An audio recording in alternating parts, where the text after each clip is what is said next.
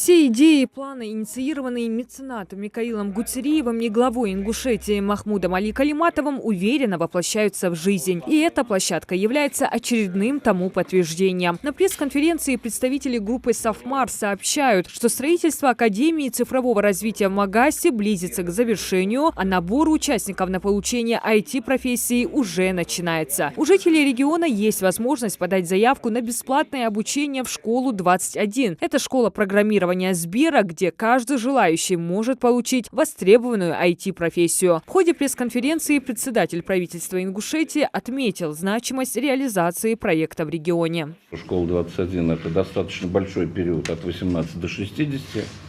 И это новый подход вообще в развитии индивидуального человека, каждой личности. И вот надо сказать большое спасибо, что Михаил Свербекович именно организовал, именно сделал то, что мы сегодня видим. Это и здание школы, это и строящийся кампус. И самое-то главное, это возможность наших студентов, молодежи освоить эту, наверное, пожалуй, самую востребованную на сегодня специальность. Отвечают на вопросы журналистов представители группы «Софмар», руководители школы 21 и IT-академии. Подробно рассказали об образовательном проекте «Школа-21». Обучение проходит на отечественной цифровой образовательной платформе, разработанной Сбером, с гибким и постоянно развивающимся контентом, ориентированным на актуальные потребности рынка. Кампусы учреждения открыты в 6 городах страны: Москва, Казань, Новосибирск, Сургут, Великий Новгород и Якутск. И 7-я совсем скоро начнет свою работу в Ингушетии. В школе можно изучать цифровые технологии совершенно различных направлений и сфер. Их более 10. На каком этапе сейчас она реализуется у нас в республике и что уже сделано? Школа стоит на 4 принципах фундаментальных. Первое – это офлайн кампусы, доступные для обучения 24/7, 365 дней в году. В любое время дня и ночи можно приходить учиться. В Магасе мы сейчас как раз находимся в очень замечательной для нас точке. Мы официально начинаем набор в кампус. То есть мы начинаем принимать заявки для того, чтобы участники могли прийти на отборочный бассейн. Огромное спасибо фонду «Софмар», огромное спасибо правительству, огромное спасибо Михаилу Сафарбековичу. У нас с огромной скоростью движется проект. Очень бодро идет и стройка. Школа-21 неоднократно получала положительную оценку со стороны первых лиц страны. Так, совсем недавно новгородский кампус посетил президент Российской Федерации Владимир Путин. Ранее он отмечал, что школа является хорошим примером для создания подобных образовательных пространств. Кампус школы-21 на базе Академии цифрового развития в Магасе будет базисом образовательного кластера в Ингушетии. На территории комплекса планируется разместить акселератор и другие инновационные проекты. Важно отметить, что это первый подобный образовательный проект в Северо-Кавказском федеральном округе. Его появление станет импульсом в развитии и цифровизации региона.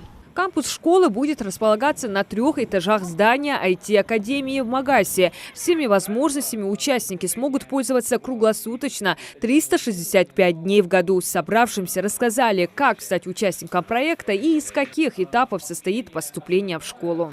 И какие экзаменационные испытания необходимо пройти каждому кандидату, независимо от их возрастной категории. Спасибо большое за вопрос. У нас нет ограничения и каких-то специальных требований, например, к предварительному образованию, полученному нашим участникам. Это могут быть люди, которые закончили только школу, это могут быть люди, которые учатся в университетах. Отборочный бассейн длится, как я уже сказал, 26 дней. И по итогам этого бассейна мы отбираем самых спрогрессировавших участников. Цель проекта фонда «Софмар» – сделать Ингушетию одним из самых прорывных регионов. Создать здесь все условия для того, чтобы каждый житель республики смог найти себя в разных сферах. Махмуд Али Калиматов отметил, что сложно было бы представить реализацию подобных идей, если бы не помощь Микаила Гуцериева. Одним из уникальных проектов стала будущая IT-академия. Она позволит растить настоящих профессионалов по разным направлениям: программирование, графика, кибербезопасность, сетевые технологии, искусственный интеллект и не только. С одной стороны, как мы уже говорили, школа – это часть основы для Академии цифрового развития, которую я имею честь возглавлять.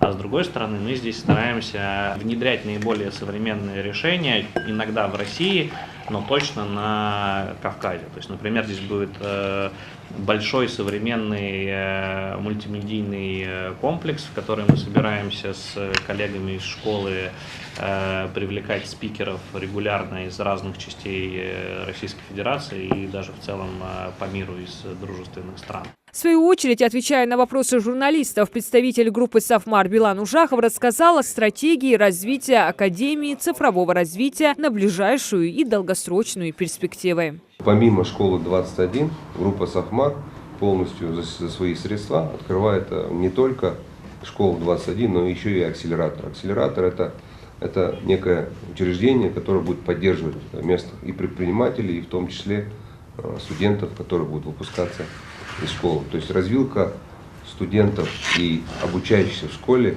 будет немножко шире, и, собственно, у них будет возможность как идти и в российские международные компании, так и, собственно, создавать с помощью акселератора, создавать собственные бизнесы, компании, проекты и все остальное. Торжественное открытие Академии цифрового развития и начало отборочного интенсива запланировано на февраль 2024 года. Подать заявку на обучение в школе можно уже сейчас. На сегодняшний день в кампусах школы 21 в России учатся более 4000 человек из 70 регионов нашей страны. Все выпускники и участники обучения, достигшие этапа стажировки, трудоустроены в крупнейших российских IT-компаниях и стартапах страны. Открытие кампуса на территории региона станет уникальной возможностью обучиться востребованной IT-профессии не только для жителей Ингушетии, но и всех северокавказских республик.